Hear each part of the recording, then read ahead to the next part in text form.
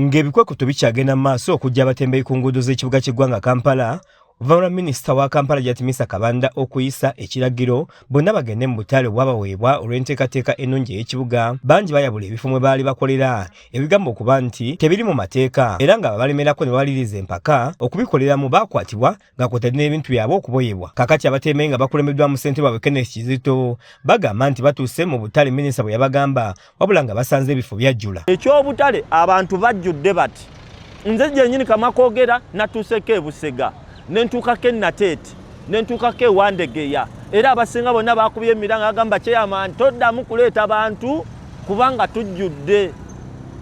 Omuzungu akigamba kituuse out the capacity nti ekiriyo we waba wabaddeyo obutale nga buli katale kabalibwa abantu 300 mulimu kati 500. Bano baagala KCCA yanguyeeko enteekateeka gy'erina eri abasuubuzi bano kubanga embeera gye balimu si nnungi nga kaakati tebalina we basobola kunoonyeza kigulira magala ddiba. Sisi eveeyo n'embagirawo kubanga kaakati ennaku 5 ne ke twali tulina omutwalo gwe twali tulina ne mu nsawo tetukyayina n'entambula tetukyayina.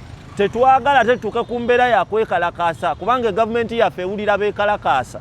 Ekyo saagala tukiteeke mu bammemba baffe. Tusaba n'eddoboozi ery'omwanguka KCC n'emiswe y'e Kampala muveeyo n'ekkubo ery'omwanguka muyambe ku bannayuganda bano ddaani okubamalira mu makomera kiba tekigenda kujjawo kubafunira mujje ne solution nga bannakampala balina engeri gye mubateeseteese nga bafunye emirimu mwe bagulira magala eddiba. Ono agamba nti ng'oggyeko okuba nga obutale obumu bwajjula dda bo bukyalina ebifo emidaala gya bbeeyi nnyo nga tebagisobola. Kale obusinga si bwa bwereere era ngenda kuwa ekizampo ya Wandegeya bulookapu bwonna obwabadde obusibe kati baabugudde naye ate akaggudde naye tasobola kayimirizaawo kubanga keetaaga kapito.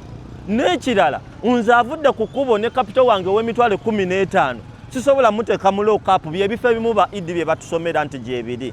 N'ekirala gino emidaala bannansangwa yakugamba nze woba oyagala nzijeko ebyange oyina okumpaamu akasente. Bano akatale akabeerangawo mu kibuga buli Sande wamu n'akawungeezi tebava ku mimwa era nga basaba KCCA okwanguyirizaako ku nteekateeka eno basobole okumanya ekiddako. Oba wasuubiza Sunday market kiki ekikutwalidde ebbanga eddene nnyo okuba nga te-implementingibwa?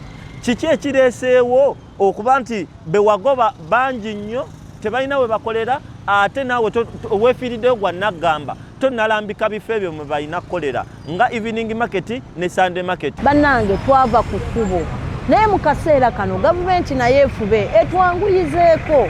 Mukadde kano tulina zirooni abaana baffe batudde tebasoma tebalya tukeera ku street. Gavumenti yatugamba bwe tujjako abantu baffe ne tubabuulira mu ddembe bagenda tuteekerateekera amangu okuli Sunday market evening market naye kati abantu bakeera mu kibuga tebakola bakeera kutuula balina famire ze balabirira basasula amayumba. Kakati abateme baagala kusinga na President Yoweri Kaguta Museveni nga balumiriza nti KCCA eremereddwa okubayamba. Obumu ku butale obwogerwako obwasindikwamu abatembeeyi kuliko ak'e Wandegeya, Busega, Nateete, Usafi, Kamwokya ne walala.